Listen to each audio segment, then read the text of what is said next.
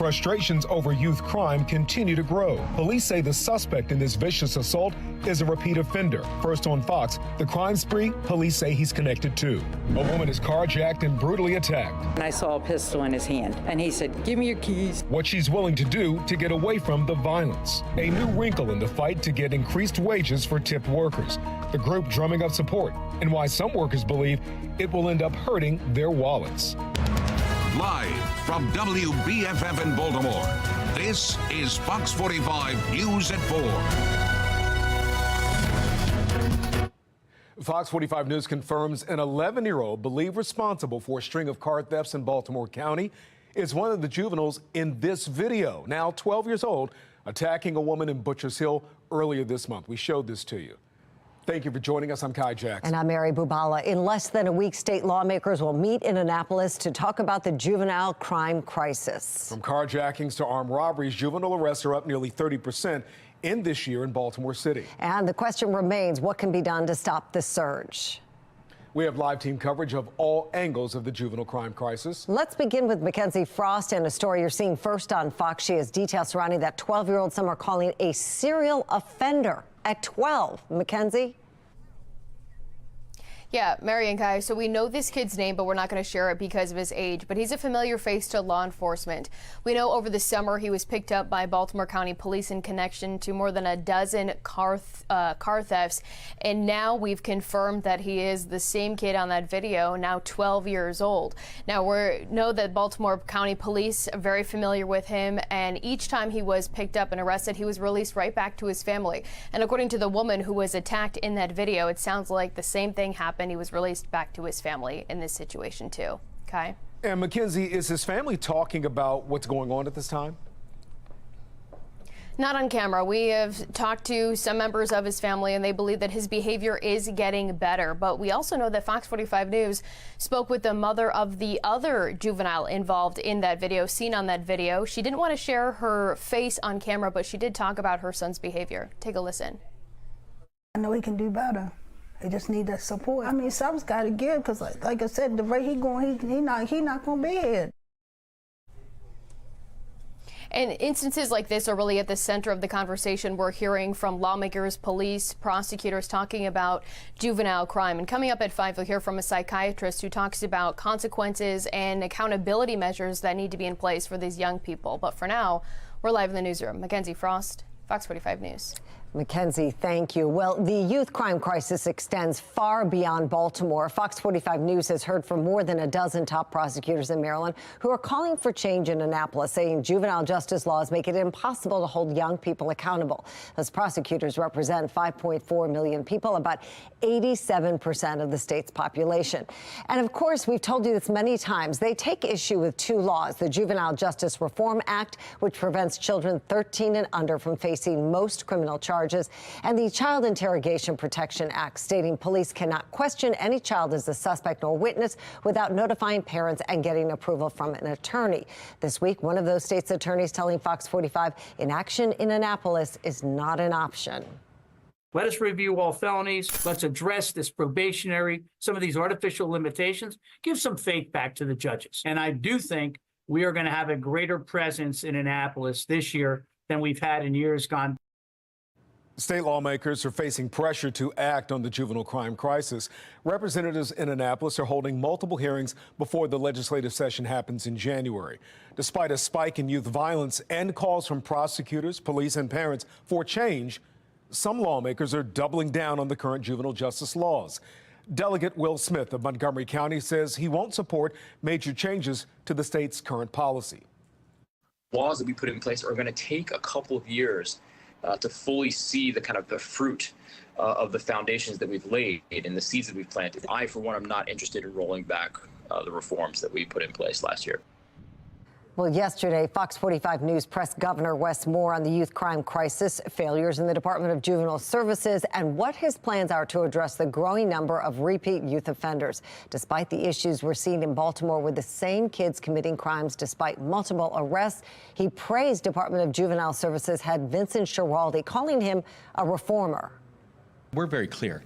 on the challenges that DJS has had and that have been long-standing. We're clear that when we came into office, we walked into a DJS that was understaffed and underfunded. And it's the reason why I appointed a true reformer. Well, after that vote of confidence, Fox 45 News is looking into Vincent Schiraldi's record for more on what the governor's comment could mean for the future of Maryland's juvenile justice laws. Jeff Abel joins us live with that part of the story today. Jeff? You know, Maryland's juvenile justice secretary hasn't been shy about the philosophies he endorses, and now a growing number of lawmakers haven't been shy about their deepening concern. You know, when the governor appointed Vincent Schiraldi to the Department of Juvenile Services, he called him a national leader in criminal juvenile justice and mass incarceration reform. Schiraldi has spent years as a senior researcher in juvenile justice programs at Columbia and Harvard, and has long endorsed efforts to reduce the footprint of community corrections and even eliminate all youth prisons. He's even written that criminals should not be exposed to the adult prison system until they turn 25 years old. You can't tell me that somebody who rapes or murders somebody who's 15 or 16 years old should get a free pass the next 8 years. There are some crimes that are so horrific you have to be tried as an adult. Otherwise, you're saying in a society there are no consequences for any of your actions. Well, before coming to Maryland, Schiraldi served 7 months as New York City's director of corrections in that city. He was fired 7 months on the job when he promoted he wanted to shut down Rikers Island, which is, of course, New York City's preeminent adult prison. We're live. Jeff Abel, Fox 45 News. Jeff, thank you. For months, frustrated residents have told Fox 45 they're fed up with the crime and the laws surrounding juvenile justice. Some say elected leaders are out of touch. At a community hearing last night, Baltimore residents gave elected leaders an earful. But I went from being okay to paranoid. And unless you've been there and it happened to you, you have no idea of the trauma you go through when this happens. I don't care about the cars. It's what I went through for them taking my vehicles. I don't want to hear they arrested and being released. Something has to be done. And like I said, I went from watching it on the news to becoming a statistic. Bring some laws into effect, you know. And if the parents can't take of the kids, well, if the parents can't do anything with the kids, well, then the system should. Well, that woman says she was the victim of a violent armed carjacking last week. Alexa Ashwell is here with more on what happened to her. And Alexa, this woman says she was attacked just feet from her home. Yes, Kai. 72-year-old Donna Talent says she has lived in her Baltimore County home near the Baltimore City County line for more than 40 years and for the first time is considering moving. That's because last week she too became a statistic, yet another victim of an armed carjacking. Longtime resident describing the moment two teens, masked teens, approached her outside of her home. And I saw a pistol in his hand. And I said, and he said, give me your keys, give me your keys. And I'm like, and the next thing I know, he hit me in the head and I went down. So you can see there, Miss Talent has a black eye. She also says she suffered a concussion and spent 2 days in the hospital. Despite still feeling unwell, Talent says it was important for her to share her story with the city police commissioner and city state's attorney and express the frustration we've heard from countless other victims. Talent says she had just restarted her car after helping her wheelchair-bound husband into the home when the two teens pointed a gun at her, demanded her keys, and then pistol whipped her before driving off in her car. Talent says police later recovered the car. It was heavily damaged and took the two teens into custody. I'm just very upset, very furious, you know, and seriously thinking about moving out of the neighborhood. I don't want to do it. Been here 43 years. I love my house. I love my neighbors. I have great neighbors all around me. Both sides, in the back, we know everybody. I apologize. We know everybody, you know, and we take care of one another. Because the teens, ages 15 and 16, are juveniles, Talent doesn't know if they were held accountable or if they're already back out on the street, possibly targeting another innocent person. Alexa Ashwell, Fox 45 News. Alexa, thank you. If the election were held today, would you vote your elected leaders out of office for the way they've handled juvenile crime? The poll just opened. You can make your voice heard by heading to foxbaltimore.com. House Speaker Adrian Jones and Senate President Bill Ferguson, two of the most powerful lawmakers in Annapolis. If you want to contact them about public safety legislation, their phone numbers, email addresses right there on your screen. The site supervisor of the Bel Air Edison Safe Street site was in court this morning, but the trial is delayed. David Caldwell is facing state charges after federal law enforcement say they found ammunition inside of his home during a search warrant. The federal agents went to Caldwell's home the same day they went to the Bel Air Edison Safe Street site in October. Agents also say they found drug packaging material at Caldwell's home and seized electronics. Prosecutors say the federal search warrant is sealed, so all the evidence can't be turned over to the defense at this time. Caldwell's attorney, John Cox, says that delay is violating his client's due process. So far, federal prosecutors have not filed any charges. Caldwell's next trial date is scheduled for January 3rd. Well, new tonight, officials in Hartford County officially begin installing cameras on the Ma and Pa Trail where the body of Rachel Marin was found. Immediately following Marin's death, the county announced it would install a security system to quickly detect unusual activity and locate specific people or vehicles of interest. The system will cover nearly 2 miles of the trail spanning from the William Street trailhead to Tollgate Road and will focus on the more isolated areas. Now, Rachel Marin was found murdered on that trail in late August. Law enforcement officials are still searching for a suspect. Following the discovery, the Hartford County Sheriff's Office released this video of an unidentified man who investigators believe is a suspect in her murder. The man is seen there on a Ring camera video in Los Angeles, but his face not visible. He was identified as a suspect in the case after he was connected by DNA to a home invasion and sexual assault there. Lawyers for the Marin family have sent letters and wanted flyers to surrounding high schools in the LA area. There's now a $30,000 reward for information that leads to an arrest. Well, after a code blue this morning and some of the coldest air thus far this season, temperature now at 39 at BWI. By the way, at least at my last check, the high was 40. And that 40, the coldest we've been since back on something like February 25th, when we only had highs in the upper 30s. So it's been a while. Got down to a low of 23 last night officially. We're now at 37 at Bel Air. Temperatures in the 30s to around 40. Jarrettsville to Annapolis. Actually, Jarrettsville just above freezing at 33.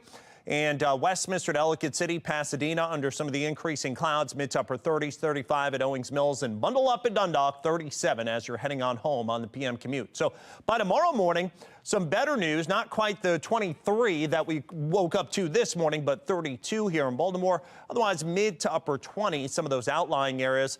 Again, still below where it should be for this time of year, but making inroads to somewhat milder weather. Temperature is going to be in the 20s, Laurel all the way up to about Westminster and Frederick. But as we head into tomorrow, much milder temperatures by afternoon. I'll let you know when we could be well into the 50s, maybe even near 60, and when we could see our next risk of rain. That's in my Weather Authority forecast. Well, coming up on Fox 45 News at 4, calls continue tonight to extend the current truce in Gaza. Why Israeli officials say it'll drag out the war. After the break, former First Lady Rosalynn Carter is laid to rest at her Georgia home. The touching tributes shared from those who knew her best.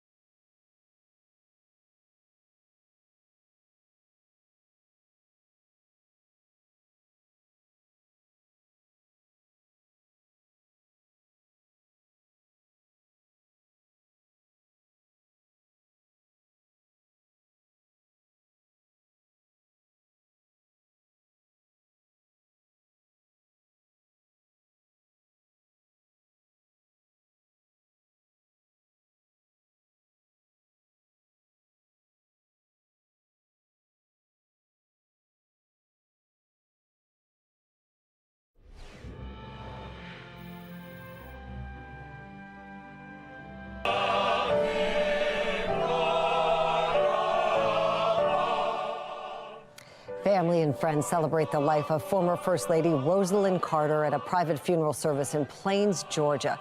Plains is where she and her husband, former President Jimmy Carter, were born. He left home hospice care again today to attend the hometown funeral. Plains has always been the couple's home base, even as they moved to the White House and traveled the world on humanitarian missions. During the service, one of her sons and grandsons delivered tributes.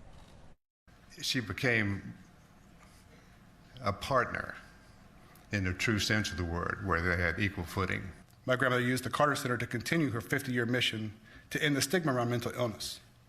And she built programs such as fighting for mental health parity and teaching journalists how to write about mental illness. And that was the strategist of Rosalynn. That was her political savvy. But the reason that she built those programs in the first place is the same reason she did everything at the Carter Center. Once again, she saw people that were suffering from mental illness as people. The former First Lady will be buried in the plot she will one day share with her husband of 77 years. She died peacefully in her home November 19th. She was 96 years old. Well, parts of the Northeast saw their first significant snowfall of the season this morning. More than 40 inches of snow fell in the past 2 days over that region. The heaviest snowfall was recorded in Constableville.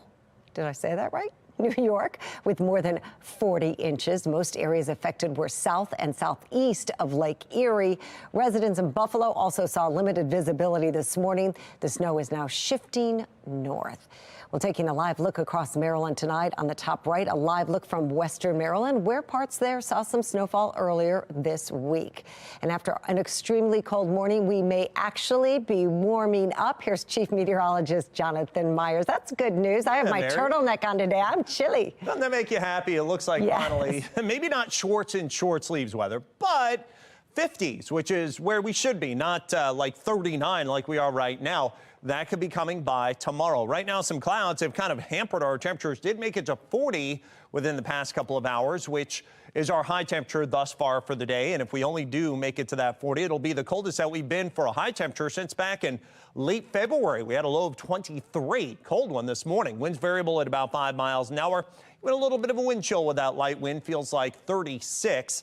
39 here in Baltimore, 36 at Cockeysville, 34 at Bel Air, temperature at 37 at Columbia, mid to upper 30s at Annapolis. And really, that's the best we've done today, up to about 39 here in Baltimore. Once again, we're at 34 at Bel Air. You get out west, that's where we've got some snow on the ground. Actually, that's part and parcel of some of that lake effect snow that came off of Lake Erie and Lake Ontario. Some of that made it all the way to ski country here around Oakland, helped out by some of the elevational effects of the Appalachian Mountains. So they got some accumulating snow out there the past couple of days, and they're a little bit colder at 30 with 38 right now at Cumberland.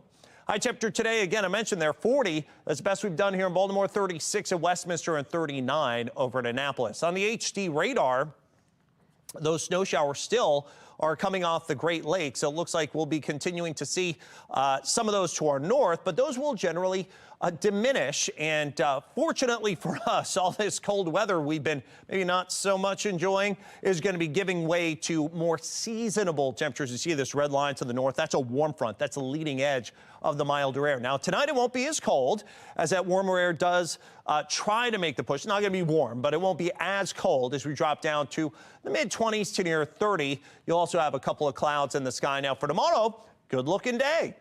Couple of clouds, but high temperatures in the low to mid 50s. There you go. And then, unfortunately, with the milder air, too, is going to come some moisture as we head into Friday. Notice we start off with temperatures generally above freezing, and we get some clouds in there, some of those showers and spritzes as we head into the afternoon. So maybe getting home from work could have some challenges with a few showers around for the last day of the week. 54 for tomorrow, keeping it around 54 on Friday. 60% chance of showers, especially in the afternoon there. Drier day with some extra clouds on Saturday. Could threaten 60. That's above average. Near 60 on Sunday as well, with some showers likely. More showers on Monday.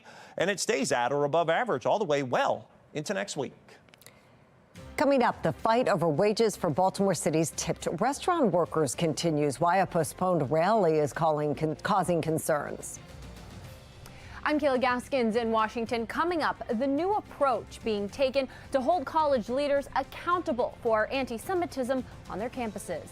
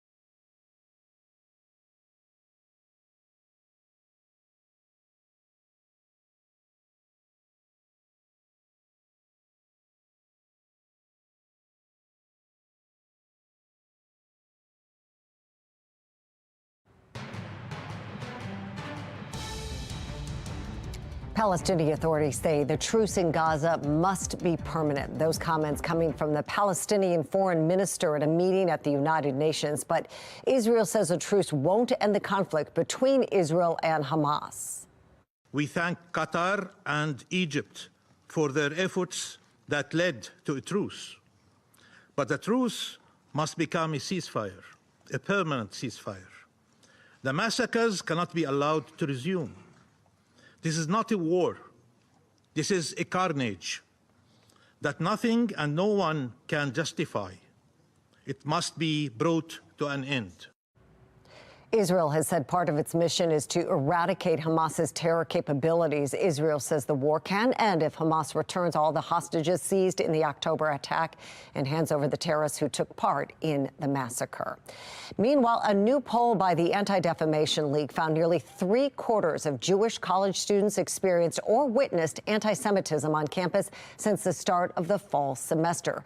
National correspondent Kayla Gaskins explains how some Jewish groups are now taking the matter to federal court.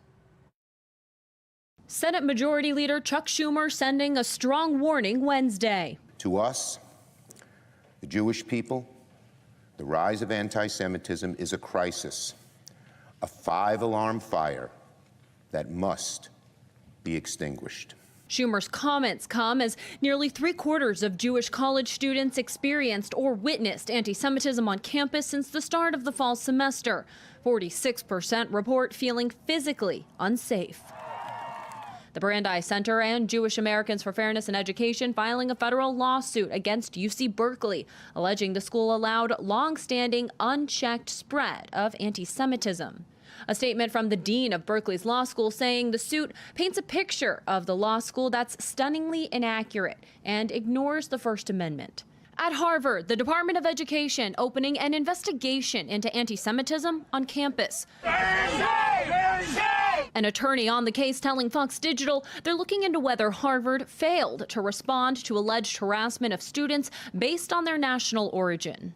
The issue trickling down to high schools. At Hillcrest in New York City, 400 students rioting in the hallways demanding the administration fire a Jewish teacher for supporting Israel. Violence, hate, and disorder have no place in our schools. The teacher hid in a locked office until law enforcement arrived. Anti-Semitism also spilling into city council meetings. Residents of Oakland, California, making these comments earlier this week. Israel murdered their own people on October 7th. Calling Hamas a terrorist organization is ridiculous, racist, and plays into genocidal propaganda. The city council passed a resolution calling for a ceasefire, but did not condemn Hamas. The presidents of Harvard, MIT, and UPenn will be on Capitol Hill next week to testify before Congress and to answer questions about anti-Semitism on their campuses. In Washington, I'm Kayla Gaskins. Republicans are pushing 3 big border-related issues, holding up any aid to Israel and Ukraine. The first, a push for higher standards for those seeking asylum. The second, a change requiring seekers to look to other countries first before resorting to requests for asylum here. And finally, restricting the president's authority to temporarily admit asylum seekers. The GOP says these are top priorities. House Democrats say tying foreign aid to border reform is inappropriate. To get that secured, and we need policy changes, not just further funding to process people. So you're going to see that as a continuing theme. If Republicans want to work with us on solutions, we have a whole host of ideas, a whole host of solutions. We want to address this, but this process is not the way to do it. Senate Majority Leader Chuck Schumer wants to move the package along without any border policy, hoping for a vote next week. Coming up, a step towards transparency in the BGE conduit deal, why one councilman says the decision to make a memo public is key in holding city leaders accountable. And months after she lost her child during the Brooklyn Day mass shooting, a mother calling out state lawmakers. Her demands to change juvenile justice laws as her daughter's killer remains uncharged.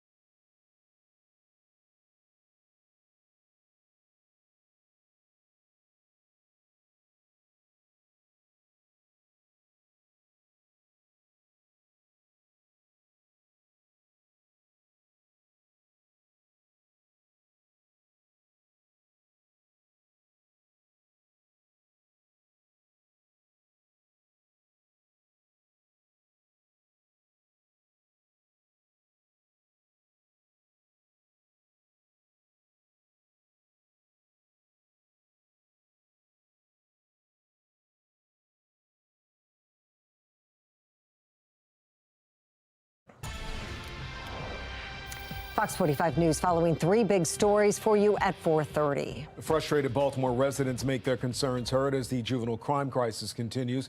One mother is taking matters into her own hands to bring attention to the issue.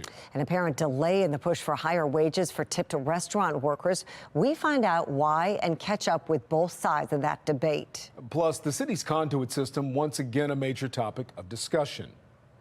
After intense scrutiny from state and city leaders, an internal memo BGE tried to keep confidential will soon be released to the public. This week, the Public Service Commission demands the utility company hand over documents discussing BGE's controversial conduit deal.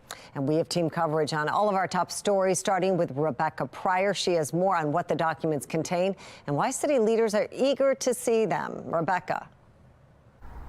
Well, from the start, BGE's conduit deal has triggered widespread transparency concerns. You'll remember back in February, Mayor Brandon Scott, he fast-tracked the contract, giving BGE broad control of the city's underground conduit system, which houses 700 miles of utility cables. The deal was done despite 2 voting members sitting out in protest, the comptroller and city council president arguing they were kept in the dark and had little time to review the multi-million-dollar deal.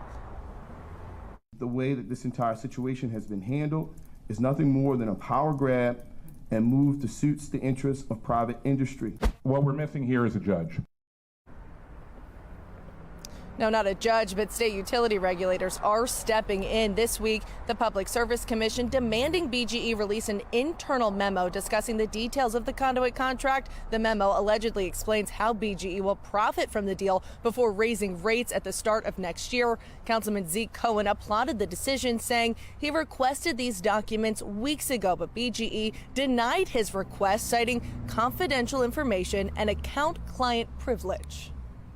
Why, if this is so great for the ratepayers, for the city, why would they refuse to allow an internal document which shows their financials to become public? I remain deeply concerned about the conduit deal, and my message to the Public Service Commission is they made the right call enforcing public transparency. Now, according to BGE, this conduit deal will actually save customers money, and while they disagree with the PSC's decision, they have agreed to comply with it. That means within the next week, this internal memo should be released. Reporting live in Baltimore City, Rebecca Pryor, Fox 45 News. There's a new wrinkle tonight in the fight over wages for Baltimore City's tipped restaurant workers. That's right. Fox 45's Amy Simpson at City Hall, where it appears that pay debate might not get underway until early next year. Amy? Yes, Mary Kai, there was supposed to be a rally here at City Hall a week from tonight, a group looking to drum up support to raise what it calls the sub-minimum wage for servers and bartenders here in Baltimore City, but that rally has been pushed back. Just last week, a standing invitation seen online. Bill introduction for one fair wage in Baltimore. A rally scheduled for December 6th at City Hall, inviting people to join efforts to raise the hourly tipped wage to the state's minimum wage. There's supposedly going to be a bill introduction on the 6th, but it hasn't been finalized yet. But now that same link is broken. This event is no longer available, the page reads. Today, One Fair Wage telling Fox 45 News its Baltimore City rally is rescheduled for January. December is such a busy month for our restaurant worker members. The group's president said in an email. We need to raise the wage so that people can actually afford to work in this industry. Yet while a rally is still in the works for early next year, so far no details from inside City Hall on when legislation will be introduced or what the bill might say. Right now, Maryland's tipped wage sits at $3.63 an hour, supplemented by tips from customers. Some servers and bartenders fearing tips will be less fruitful if hourly wages are increased. The Restaurant Association of Maryland firmly against efforts to change the status quo. They're looking to keep the current tipping system in place. The reason being, they earn significantly more than minimum wage. Earlier this fall, similar fights over tipped wages unfolded in both Montgomery and Prince George's counties. Groups on both sides of the debate clashing at this press conference in October. Restaurant workers chanting, "Save our tips," as One Fair Wage, the same national special interest group soon bringing its mission to Baltimore, wore matching pink shirts Legislative efforts to raise restaurant pay in both of those D.C. suburbs so far unsuccessful. Some already predicting the effort to change restaurant pay will fail in Baltimore City before a bill is even on the table. The reason they have failed repeatedly is because tipped workers have shown up in opposition to what they're trying to do. And I expect something very similar is going to happen in Baltimore. And tonight, no word on when in January that rally is expected to happen. We're live at City Hall. Amy Simpson, Fox 45 News. We're turning back to a city in crisis and the ongoing juvenile crime crisis. Over the holiday weekend, police arrested 15 juveniles for crimes ranging from armed robberies to carjackings and assaults. This year alone, juvenile arrests are up nearly 30%. One mother who's too familiar with Baltimore's violence is demanding action from lawmakers. Crystal Gonzalez lost her daughter Aaliyah during the Brooklyn Day mass shooting, and now she's sharing her frustration with Maryland's juvenile justice laws. Fox 45's Keith Daniels has her calls for change. Crystal Gonzalez, mother of the 18-year-old girl killed in the Brooklyn Day mass shooting, escalating her public plight. Our laws dictate the state of our culture. Gonzalez is using social media now in her fight for Maryland state lawmakers to stiffen laws involving juvenile offenders. Behind the calming music, So what is written into law, and her gentle delivery, I got something to share in my walk. the alarming call heard in her most recent post for lawmakers to act now. The current state of our juvenile crime laws are showing that our juveniles are actually obeying the laws. Our young offenders understand that if they stay under the law, they cannot be held accountable because of their ages. Someone shot and killed Gonzalez's daughter, Aaliyah, at the Brooklyn Day event in July. 20-year-old Kylis Fambimi also killed, with 28 others shot but survived. There were arrests, though no one has been directly charged with the killings. Those in custody, 3 of the 5 suspects were juvenile offenders. 3 of the 5 suspects had ankle monitors. I know your responsibility for public safety rests professionally on you. At a public safety town hall meeting, So I'm first and foremost grateful that she's had the courage to step forward and to share her perspective. we caught up with Delegate Kaylin Young, a member of the Baltimore City delegation in Annapolis, pressed him about Gonzalez's claim that lawmakers are, quote, out of touch with the current juvenile crisis. I think that we're going to be evaluating each and every law that comes forth before us to see what makes the most sense. I think there's a balance that we need to strike. Certainly we need to make sure that there's accountability, but we also need to make sure that we're not going backwards into things that had a negative impact on our city. Gonzalez calls her fight personal. We need the people who are responsible for these laws to take action. I don't want to challenge what she said, and in fact, I understand how very personal this is for her. But I also want to emphasize that this is personal for everybody.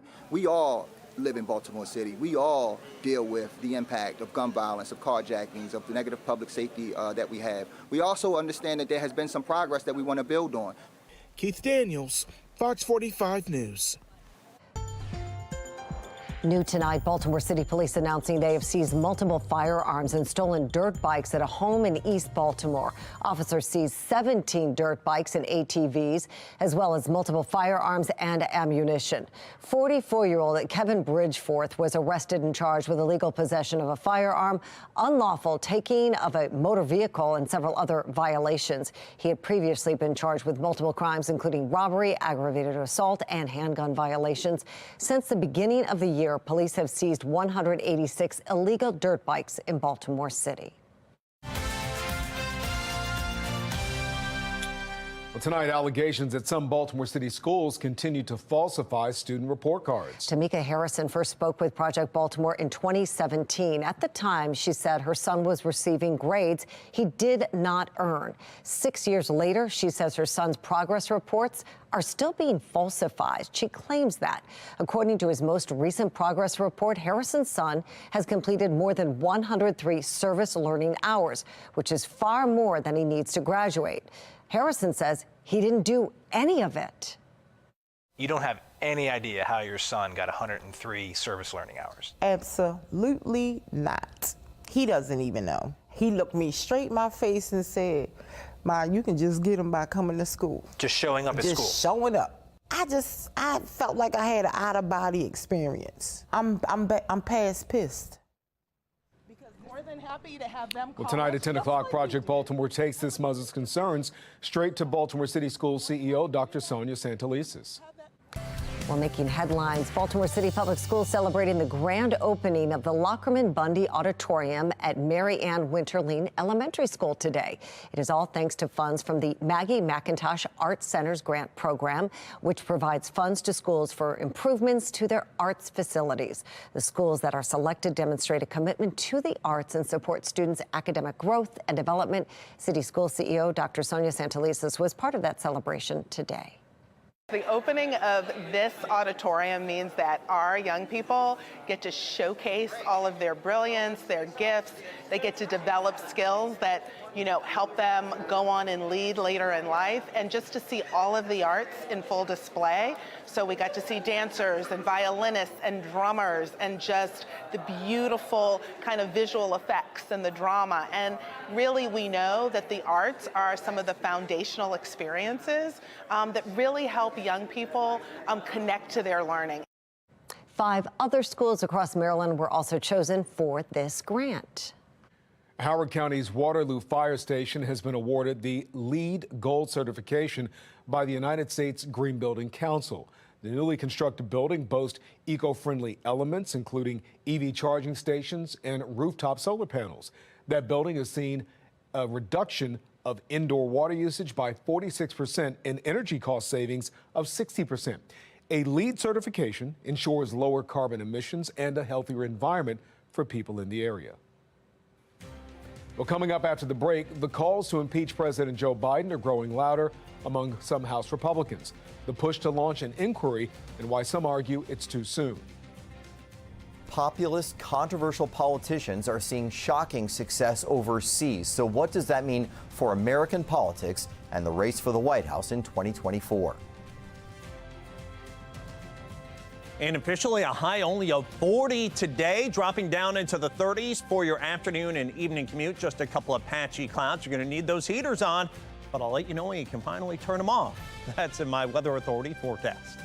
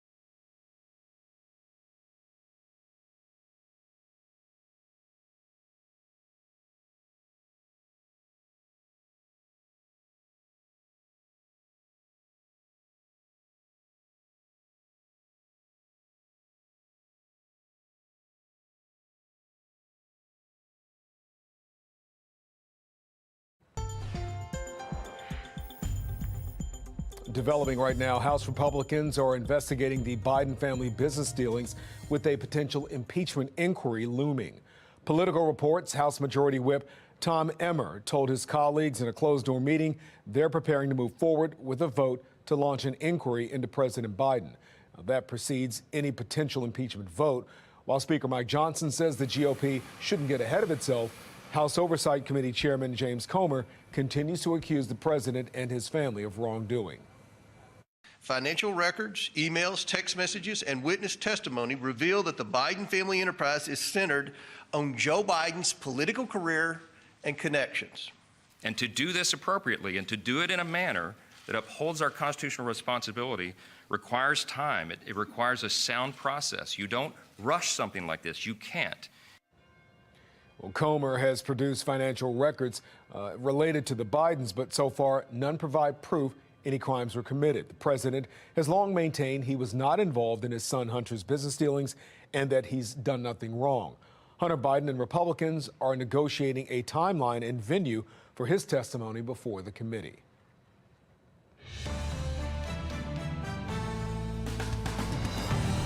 From Italy to the Netherlands, Brazil to Argentina, there's a notable rise on the far right, apparently. We're talking about political candidates and parties that embrace populism and nationalism, even though critics call them extremists.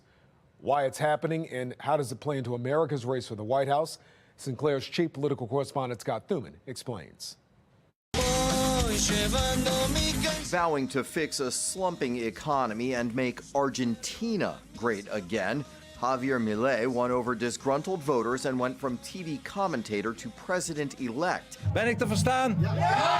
And in the Netherlands, Geert Wilders, fiercely anti-immigrant, anti-Muslim, tough border messaging, positioned himself to become the next Dutch prime minister. So is the rise of the far right catching fire? I think his electoral victory is a massive game changer. The pushback against poor economics and mass migration has become a hallmark to populist candidates and may be gaining steam, even if the candidates are labeled extreme or even dangerous. USA! USA! The comparisons to American politics hard to miss. And I think what happened with Trump was the world was watching and thought, if America, right, this bastion of democracy and freedom, isn't going to tamp down on this guy, well, who is? That Trump parallel, something we asked the Dutch populist Geert Wilders about 6 years ago when his stock really began to rise. People have called you the Dutch Donald Trump. What do you make of that? Well, I'm the Dutch Geert Wilders. I'm no Donald Trump, but there might be similarities between the movement. Trump hoping that same sentiment puts him back in the White House, and it seems to be working at the moment. Trump with an eye-popping 50-point lead over his closest Republican rivals. And back overseas in France, the far-right party, often headlined by controversial Marine Le Pen, is polling well above current President Macron's party ahead of next year's elections there. In Washington, I'm Scott Thuman. All right, taking a beautiful look outside. It looks nice, right? But it doesn't feel so nice. 39, 40 was our high. I checked. That was our official high for the day over at BWI, which means it's the coldest that we've been since late February, or at least the coldest daytime temperatures that we've seen since late February. That's off lows at 23 this morning, coldest thus far this season. Winds variable at 5 right now, and the wind chill at 36. Now, the good news is milder air with those clouds you saw there on the Toyota East Inner Harbor Skycam. Milder air is trying to move in, which means temperatures won't fall nearly as far, nearly as fast tonight. Temperatures in the 30s right now, but temperatures are warming over 24 hours ago out Oakland way by Deep Creek Lake, where they saw several inches of snow in the past 48 hours. 16 degrees up over 24 hours ago. 11 degrees warmer at Cumberland. We're even a little bit warmer than we were same time yesterday. And that's because of this. Look, winds are going to switch to out of the west. Look at these low and mid 60s across the Mississippi and Ohio valleys. Now, mind you, it is not going to be in the 60s here likely, but it's going to be close, I think, as we head toward, say, maybe Friday, Saturday into the weekend. could be a lot warmer. Now, notice on the HD radar, still some snow showers and flurries, kind of handing over the baton from lake effect activity to more so now kind of what we call warm front driven activity. And that warm front, it's way up there in Canada. But along with that, as the warmer air comes up and over that cold air at the surface, we get some of those flurries and snow showers that are popping up. And it's a sign of warmer times for sure to come. Now, take a look. Next weather maker, there it is, out to the west. So although warmer weather is also going to be moving in, on top of that, we're going to get some rain, I think, by Friday, especially during the afternoon. For now, it is just mainly clear and cold. But take a look on the future scan after you put away those jackets into tomorrow, maybe more so kind of a sweater day after we start chilly. Look at that, 50s back. Then you have to take your umbrellas out, I think, for Friday. So Thursday night's fairly dry, few clouds. And then notice what happens here. Friday to start for the morning commute should be dry, but there's the rain potential as we head through the midday and the afternoon. So we could have some wet roads you're dealing with, and also maybe some wet weather into the weekend, too. Some showers early on Sunday, hopefully mainly while you're sleeping, 55 to 60. And we could see another round of showers on Monday with a high 57. What do you notice here? Milder temperatures again are back. Tuesday, Wednesday next week, not bad days with highs 50 to 55. Well, coming up at 5 o'clock, Republican lawmakers press the Biden administration to do more to protect the southern border. Why they believe impeaching the head of Homeland Security will help. First, making your house shine bright for the holiday season. What you need to know to protect your family.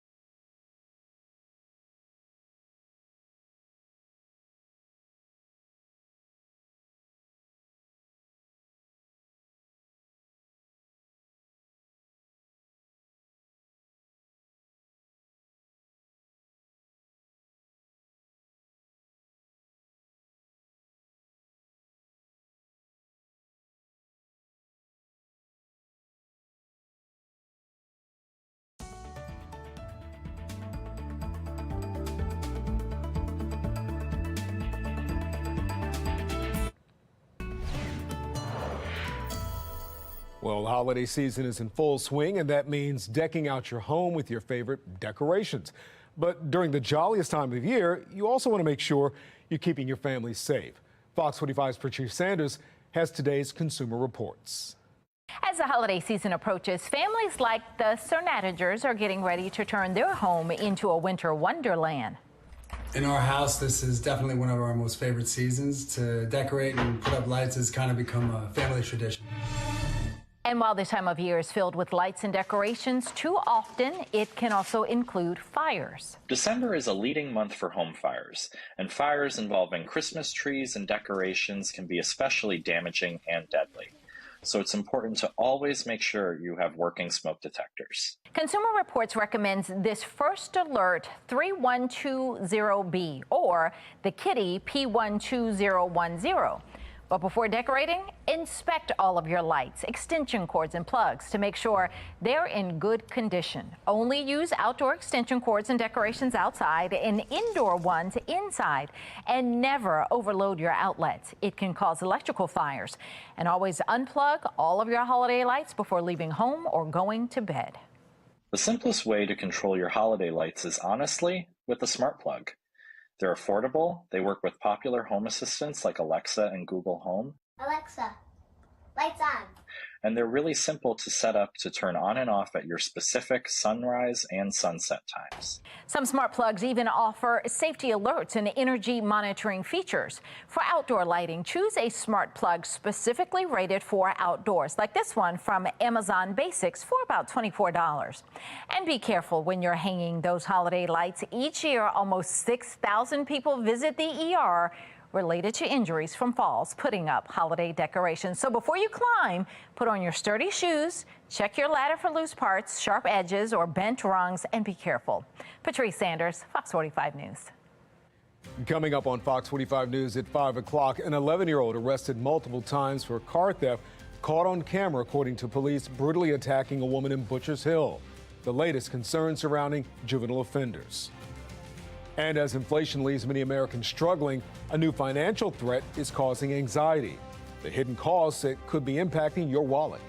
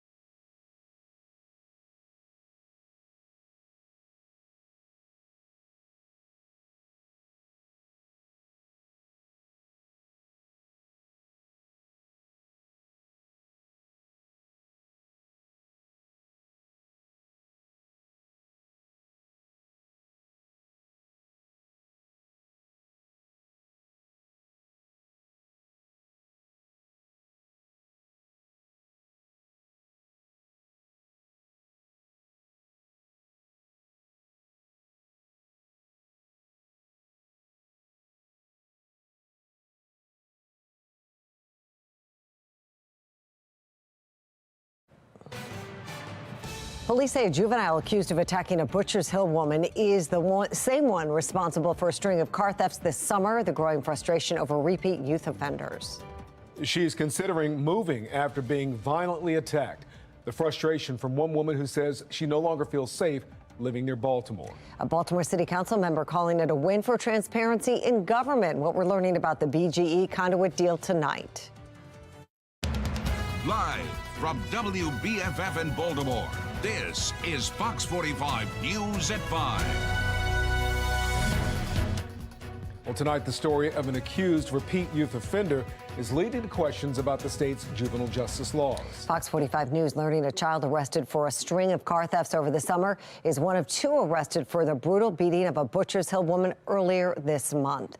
Thank you for staying with us. I'm Mary Bubala. I'm Kai Jackson. We have team coverage on the youth crime crisis, starting with Mackenzie Frost with the story you're seeing first on Fox. Mackenzie? Yeah, Kai and Mary, that 12-year-old seen on that surveillance video is a familiar face to law enforcement. We've learned that he's actually the same kid that we reported on earlier this summer in connection to a string of car thefts in Baltimore County. This video capturing the moment when a woman near Patterson Park was assaulted by 2 kids, a 14-year-old and a 12-year-old. That 12-year-old is the same kid who we aren't naming because of his age that had a busy summer stealing cars. From Essex to Dundalk, even touching Baltimore City. He was 11 at the time, and he was picked up by Baltimore County Police at least 13 times for stealing cars from the end of May to August. Fox 45 News obtaining these police reports, providing some insight into the string of car thefts, stealing Kias and Hyundais, sometimes crashing them, each time released to his family. The woman getting attacked, speaking to Fox 45 News about that incident. He tackled me and then punched me in the head, and I got kicked. I was afraid I was going to get shot.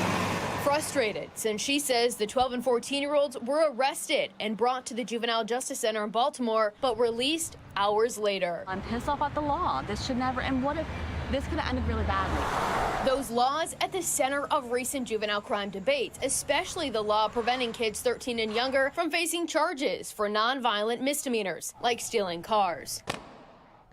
There's a lack of accountability. Dr. Yalda Safai is a psychiatrist, and she says juveniles need structure and accountability. Without clear consequences, she says they will likely to continue to push boundaries. You get a thrill out of doing something illegal or wrong. If you get away with it, you're going to want to chase that thrill again.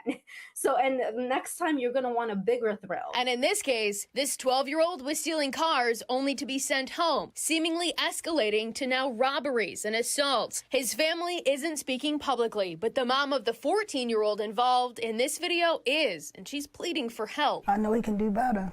They just need that support. I mean, something's got to give, because like I said, the way he going, he not going to be here. Victims and parents aren't the only ones frustrated with the juvenile justice laws. And they're doing it time after time after time again. City State's Attorney Ivan Bates argues the plans may have been well-intentioned, but the reality is different. If you have 11 or 12 contacts with the criminal justice system for the same exact offense, you're competent enough to steal a car, but you're not competent enough to understand who the judge is, who the prosecutor is, or who your defense attorney is. We got to get real and realize we have to hold young people accountable. How lawmakers decide to handle the growing pressure to make changes remains a question that will likely only be answered in January, when the next 90-day session begins. Now, in the meantime, a third House Judicial Committee hearing is scheduled to take place next week to discuss juvenile crime. We're live in the newsroom. Mackenzie Frost, Fox 45 News. Mackenzie, thank you. And the youth crime people are concerned about extends beyond Baltimore. Fox 45 News has heard from more than a dozen top prosecutors in Maryland who are calling for change, saying juvenile justice laws are leaving their hands tied when it comes to holding young people accountable. Those prosecutors represent 5.4 million people, about 87% of the state's population. This week, one of those state's attorneys told Fox 45 inaction in Annapolis is not an option. Let us review all felonies. Let's address this probationary, some of these artificial limitations, give some faith back to the judges. And I do think we are going to have a greater presence in Annapolis this year than we've had in years gone. Well, state lawmakers are facing pressure to act on the juvenile crime crisis. Representatives in Annapolis holding multiple hearings on the issue ahead of the legislative session in January. Despite a spike in youth violence this year and calls from prosecutors, police, and parents for change, some lawmakers are doubling down on the current juvenile justice laws. Delegate Will Smith saying he will not support major changes to the state's current policies. Laws that we put in place are going to take a couple of years to fully see the kind of the fruit of the foundations that we've laid and the seeds that we've planted. I, for one, am not interested in rolling back the reforms that we put in place last year. Yesterday, Fox 45 News pressed Governor Wes Moore on the youth crime crisis, failures in the Department of Juvenile Services, and his plans to address the growing number of repeat youth offenders. Despite the issues that we're seeing in Baltimore with some kids accused of committing repeat crimes, he praised Department of Juvenile Services head Vincent Schiraldi, calling him a reformer. We're very clear on the challenges that DJS has had and that have been long-standing. We're clear that when we came into office, we walked into a DJS that was understaffed and underfunded. And it's the reason why I appointed a true reformer. Well, tonight we're taking a closer look at Moore's comments about Vincent Schiraldi's ability to reform both DJS and the troubled children it serves. Jeff Abel joins us live now with more on that story. Jeff? Maryland's Juvenile Justice Secretary has not been shy about the philosophies he endorses, and now a growing number of lawmakers haven't been shy about their deepening concern.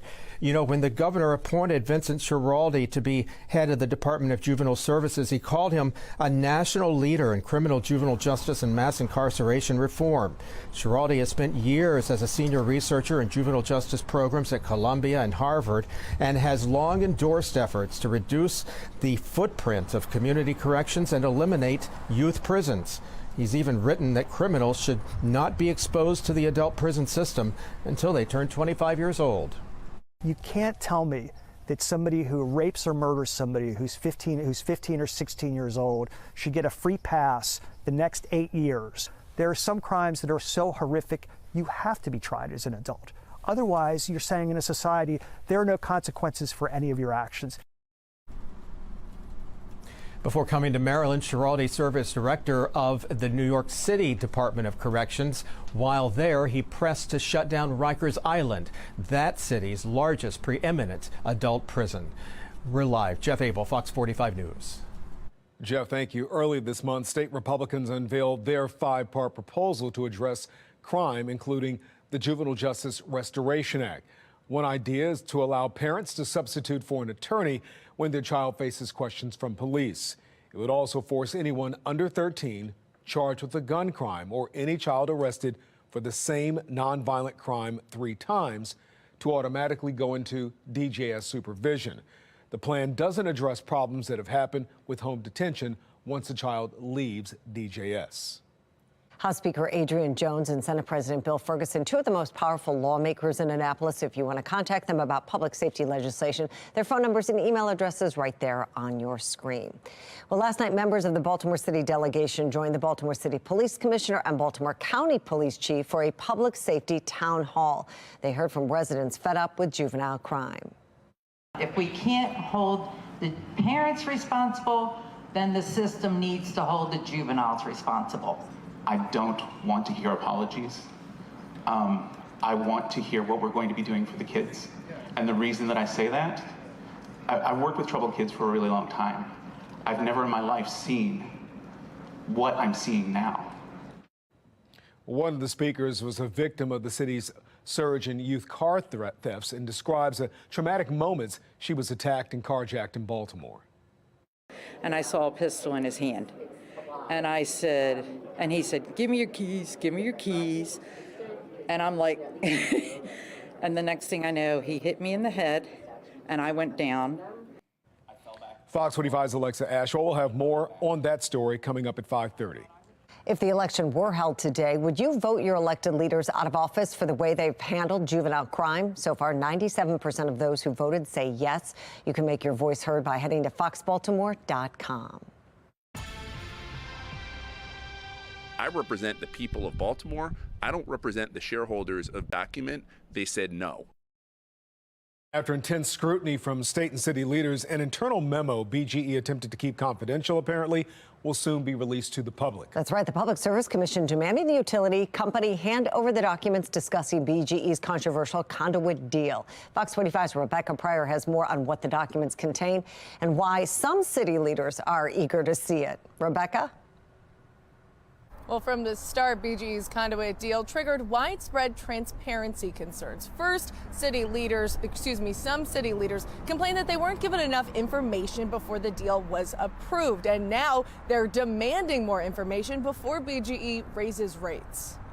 It's the underground agreement pushed through under fierce pressure from Mayor Brandon Scott. Mayor Scott also appears to be fine in a manner that abuses the power with which the people have entrusted him. In this case, they're just simply wrong. Earlier this year, the mayor fast-tracking a controversial contract, giving BGE broad control of the city's underground conduit system, which houses 700 miles of utility cables. When I was elected as the mayor of this city, I made a commitment to always do what's in the best interest of the residents of Baltimore. And this proposed contract is just that. The deal was done despite 2 voting members sitting out in protest, the comptroller and city council president arguing they were kept in the dark and had little time to review the multi-million-dollar contract. The way that this entire situation has been handled is nothing more than a power grab and move that suits the interests of private industry. What we're missing here is a judge. Not a judge, but state regulators are now stepping in. This week, the Public Service Commission demanding BGE release an internal memo discussing the details of the conduit deal, a decision applauded by the comptroller, council president, and Councilman Zeke Cohen. I remain deeply concerned about the conduit deal. And my message to the Public Service Commission is they made the right call enforcing public transparency. Cohen among those requesting the memo from BGE weeks ago. In response, BGE denying access to the document, citing confidential information and account client privilege. Why, if this is so great for the ratepayers, for the city, why would they refuse to allow an internal document which shows their financials to become public? According to the PSC's ruling, the memo does not contain any information that qualifies as confidential or legally privileged. It also states BGE's customers have a right to know the basis and rationale for including conduit costs in base rates. Rates that are already slated to rise significantly. If approved by the PSC, under BGE's latest proposal, customers' bills could climb by 5% each year for the next 3 years. Look, that would cost taxpayers over $600 million over the next 3 years. And so to have the public, the ratepayers, invest in their infrastructure upgrades, I think sends the wrong signal. Now, according to BGE, this conduit deal will actually save customers money. They're also saying that they disagree with the PSC's ruling. However, they have agreed to comply with it. That means sometime within the next week, that internal memo should be released. Reporting live in Baltimore City, Rebecca Pryor, Fox 45 News. Rebecca, thank you. A push to change the way restaurant workers get paid. What we're learning about the timeline for that legislation. Hamas is claiming a 10-month-old hostage was killed in an airstrike. The latest on the truce and hostage negotiations in Israel. And if you're going to be headed out to dinner this evening, take a look. Temperatures are going to be cold after highs only at 40. We're back to 35 at 6 and all the way down to 32 by 10 p.m. I'm going to be letting you know when we could be almost doubling these temperatures. That's in my Weather Authority forecast.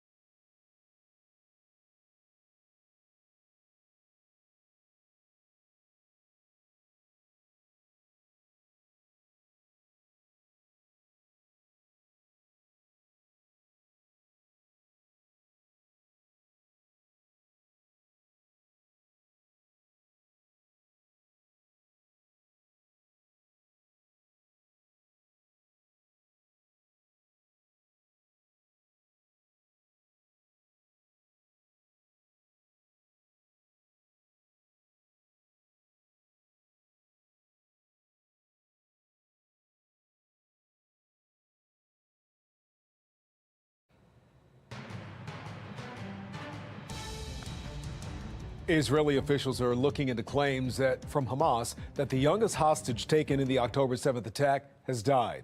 The 10-month-old hostage was taken along with his brother and mother.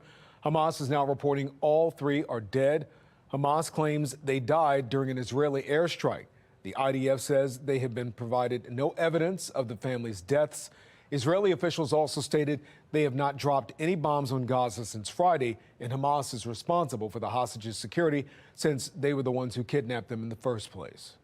Meantime, more hostages are released as the truce between Israel and Hamas is set to expire tonight.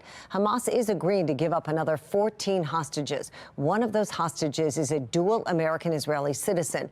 In return, Israel is expected to send back another 30 prisoners. Once this exchange is completed, Hamas will have freed 95 hostages, while Israel will have released 210 Palestinians from prison. Negotiations are underway for another extension of the truce. Officials in Qatar who have been acting as mediators say they're optimistic the truce could be extended again. The extension of the truce seemingly hinges on how many hostages Hamas is willing to return to Israel. Hamas still has well over 100 hostages. Israeli officials say as soon as the releases stop, the fighting will continue. The government of Israel is committed to securing the return of all the hostages and missing persons. We are committed to the pledge. There will be no one left behind. And when Hamas stops giving back hostages, we will resume military pressure in order to bring them all home. All this as the WHO says the greatest threat to the people of Gaza is now the heightened risk of disease caused by the war. Israel's counteroffensive on Gaza destroyed most of the country's medical infrastructure. The WHO pointing out a lack of waste collection and dwindling medical supplies could kill thousands. Damage to roads and power supply also creating issues for aid efforts.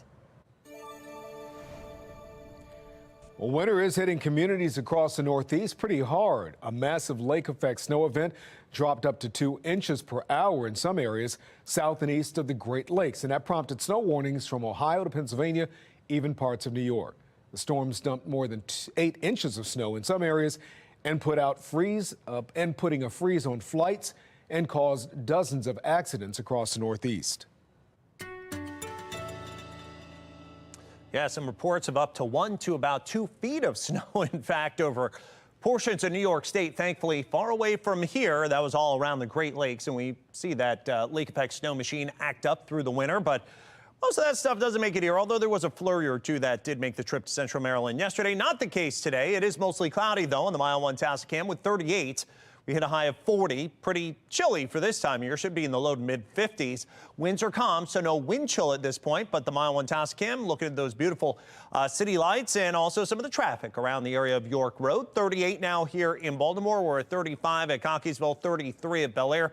Temperatures in the 30s Eastern Shore and actually really 30s area wide. But this, in fact, is warmer than it was yesterday at the same time, about 5 to 10 degrees up over 24 hours ago. And you go to the west where our air is going to be coming from, 10 to 16 degrees warmer than 24 hours ago. Look at these temperatures across the Mississippi Valley, down toward the Great Plains, low to mid 60s. So the cold air, it's late for a date. Going to be moving out to the east, and actually some of that warmer air is let in by, this is no longer so much lake effect snow showers, but warm front snow showers that are off to our north and west from the warm, eventually more moist air rising up and over the cold dome of air that's in place at the surface. So around here, none of those making it to our neck of the woods, but we do have some of the cloud cover. That will break later tonight. We'll turn mostly clear, but not nearly as cold as we woke up to, that 23 that we had this morning.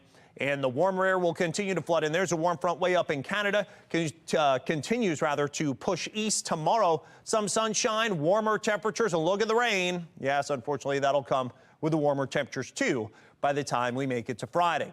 So future scan overnight into early tomorrow morning, dropping down into the 20s to around 30. It's not as brutal as we woke up to today. And then for tomorrow, warming through the 50s. That's going to feel pretty good. Going to have a few patchy clouds, and then here we go with that next weather maker. On Friday, starts off with just some cloud cover, but by about lunchtime and beyond, there are some of those rain showers I was talking about. So may have some wet commuting heading home on that last commute of the work week, and then we're at nearly 60 on Saturday. Same deal here on Sunday. Could start with an early shower. Some extra clouds for the weekend. More showers potentially on Monday, and even the cool down behind that, not bad. Low to mid 50s. A Baltimore City woman shares a terrifying tale. Her face beaten and bruised during a carjacking. We hear about those tense moments and her calls for change. A change in policy at the border is proving to be a sticking point in a larger aid package. I'm Christine Frizzau on Capitol Hill with the latest.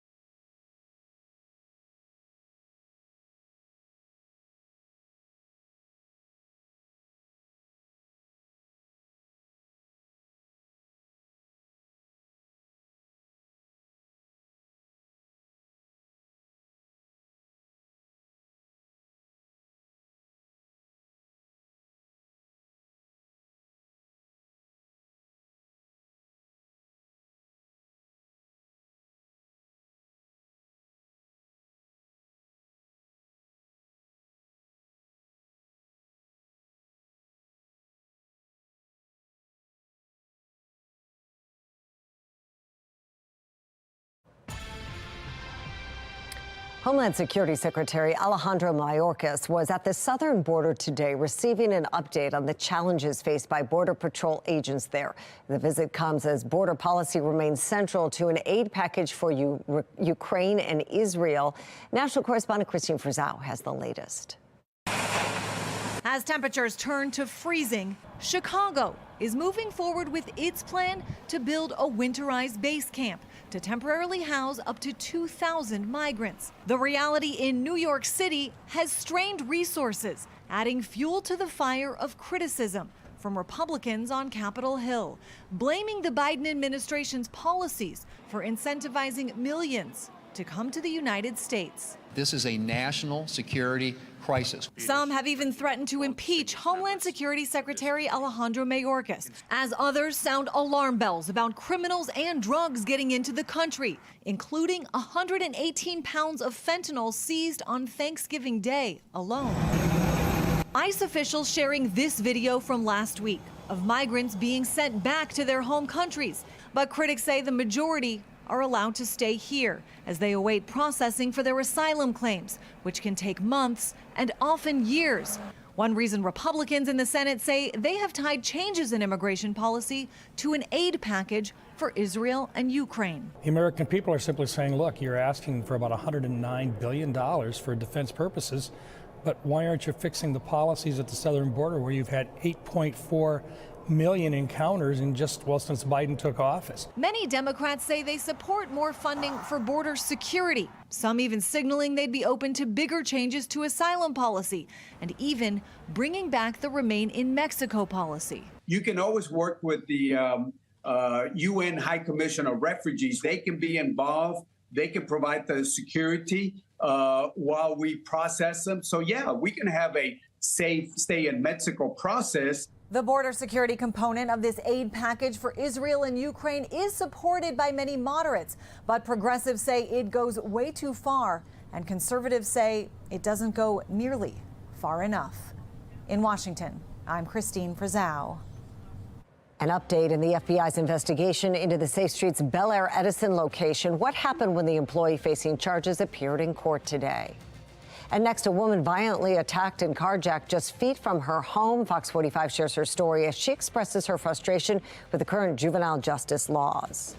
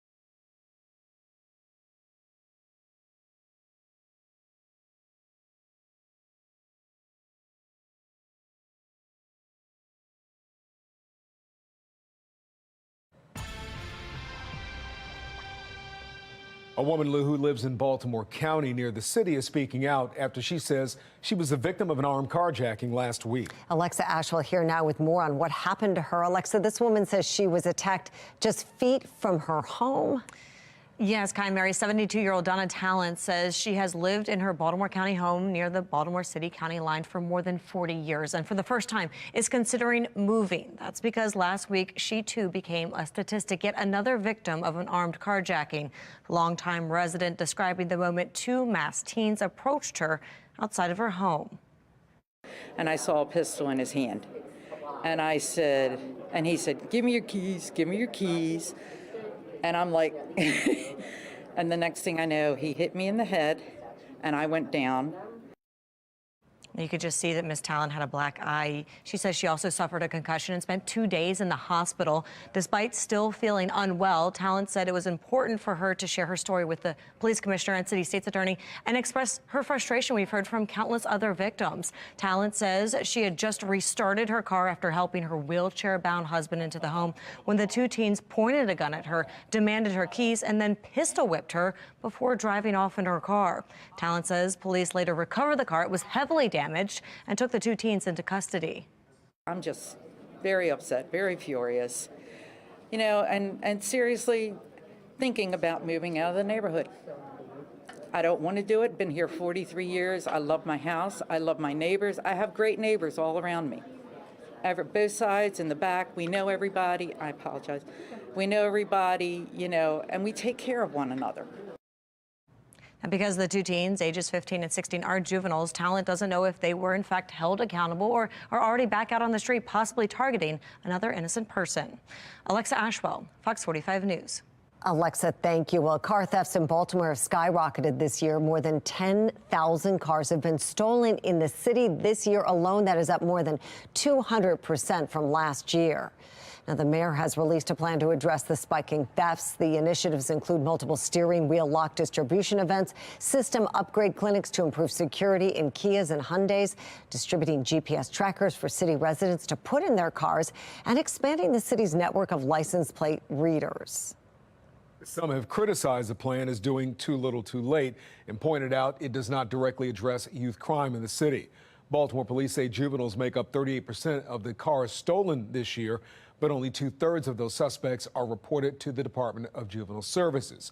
5% end up serving time in a DJS facility.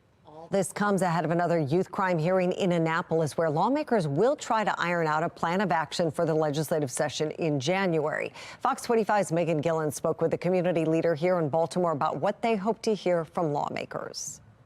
The city reeling after a gun was found in a 7-year-old's backpack. Baltimore City school administrators confirming it happened at the Creative City Charter School in Park Heights. Administrators telling parents that the student was detained and will be addressed, but many parents are now voicing their concerns. Lifelong Baltimore resident Pastor P.M. Smith weighing in on what these families can do to protect their own children. To step in, you secure your home. You secure your neighborhood. But really, the best thing we can do is vote out those people in Annapolis who've been there for years and haven't done anything with them. Do you think this is a Democrat-Republican issue? You mentioned the one party here in Maryland. Is that a factor in all of this? Absolutely. They have a super majority in both houses, and the citizens put them there. We need to be more informed when we vote. And if you are not doing anything to solve the crime problem in my community, you're out. Well, the House Judiciary Committee is scheduling a third juvenile crime hearing for this coming Tuesday, December 5th. I'm Megan Gillen, Fox 45 News. The site supervisor of the Bel Air Edison Safe Street site was in court this morning, but the trial is now delayed. David Caldwell is facing a state-level charge after federal law enforcement found ammunition in his home during a search warrant. The federal agents went to Caldwell's home the same day they went to the Bel Air Edison Safe Street site back in October. Agents also say they found drug packaging materials at Caldwell's home and seized electronics. Prosecutors say the federal search warrant remains sealed, so all of the evidence can't be turned over to the defense just yet. Caldwell's attorney says the delay is violating his client's due process. Caldwell's next trial date is scheduled for January 3rd. Officials in Hartford County officially begin installing trail cameras on the Ma and Pa Trail, where the body of Rachel Marin was found. Immediately following Marin's death, the county announced it would install the new security system. The cameras will cover nearly 2 miles of the trail from the Williams Street trailhead to Tollgate Road. Rachel Marin was found murdered on that trail in late August. Law enforcement still searching for a suspect. Following the discovery, the Hartford County Sheriff's Office released this video of an unidentified man who investigators believe is a suspect in her murder. The man was seen on a Ring camera in Los Angeles leaving a home, but his face wasn't visible. He was identified as a suspect in a case after he was connected by DNA to a home invasion and sexual assault incident in L.A. There's now a $30,000 reward for information that leads to an arrest. A new wrinkle tonight in the fight over wages for Baltimore City's tipped restaurant workers, as it appears that pay debate might not get underway until early next year. Fox 45's Amy Simpson has the latest over the wage battle. There was supposed to be a rally here at City Hall 1 week from tonight, but that rally looking to drum up support to raise restaurant wages has been pushed back.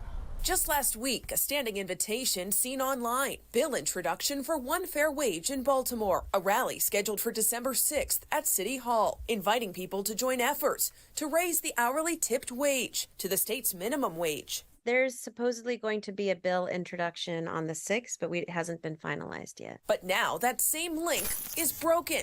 This event is no longer available, the page reads. Today, One Fair Wage telling Fox 45 News its Baltimore City rally is postponed until January. December is such a busy month for our restaurant worker members. The group's president said in an email. We need to raise the wage so that people can actually afford to work in this industry. Yet while a rally is still in the works for early next year, so far no details from inside City Hall on when legislation will be introduced or what the bill might say. Right now, Maryland's tipped wage sits at $3.63 an hour, supplemented by tips from customers. Some servers and bartenders fearing tips will be less fruitful if hourly wages are increased. The Restaurant Association of Maryland firmly against efforts to change the status quo. They're looking to keep the current tipping system in place.